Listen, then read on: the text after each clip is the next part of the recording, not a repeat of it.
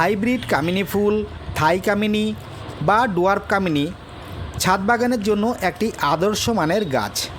এরা আকারে ভীষণ ছোট হয় এবং ছোট অবস্থা থেকেই গাছকে ভীষণ আকারে ঝাপালো তৈরি করা যায়। এরা গ্রীষ্মকালীন সময়ে এবং এই বর্ষার সময়ে প্রচুর পরিমাণে ফুল দেওয়ার ক্ষমতা রাখে। তবে এদের জন্য মাটি তৈরি করতে হয় খুব ঝুরঝুরে প্রকৃতির।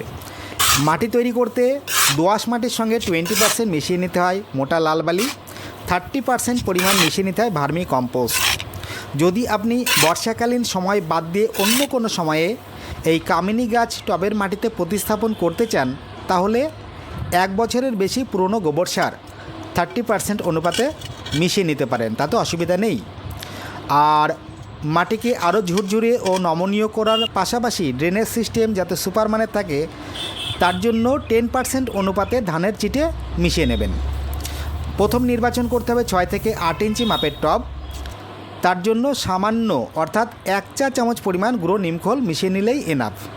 এর বাইরে অন্য কোনো কিছু মেশানোর কোনো প্রকার প্রয়োজন নেই। এবার গুঁড়ো ব্যাগ থেকে গাছটিকে খুব সাবধানের সহিত বের করতে হবে।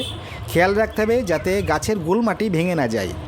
প্রথমে তৈরি করা মাটি কিছুটা দিয়ে নেওয়ার পর গাছটিকে সেন্ট্রাল পয়েন্ট বরাবর বসিয়ে মাটিতে ভরাট করে দিতে হবে। খেয়াল রাখতে হবে টবের একদম টপ পোর্শন থেকে যাতে 1 ইঞ্চি পরিমাণ গ্যাপ থাকে, কারণ পরবর্তী সময়ে পরিচর্যা করবার জন্য সেই বিষয়টি মাথায় রাখতে হবে।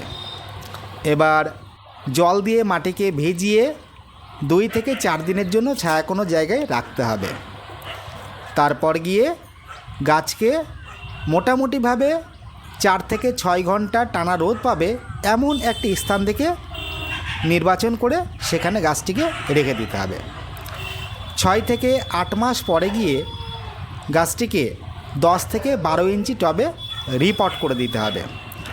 আর প্রয়োজন বুঝে গাছকে মাঝে মাঝে পোকায় খাওয়া পাতা বা রোগাক্রান্ত পাতা বা আগাগুলিকে কেটে প্রুনিং করতে হবে।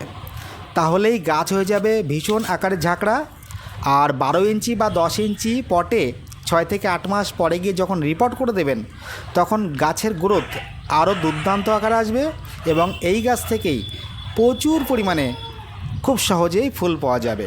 এই রকম টিপস প্রতিনিয়ত পেতে চ্যানেলটিকে সাবস্ক্রাইব করে সঙ্গে থাকবেন। পরের কোনো ভিডিও নিয়ে আবার দেখা হচ্ছে। সঙ্গে থাকুন। নমস্কার।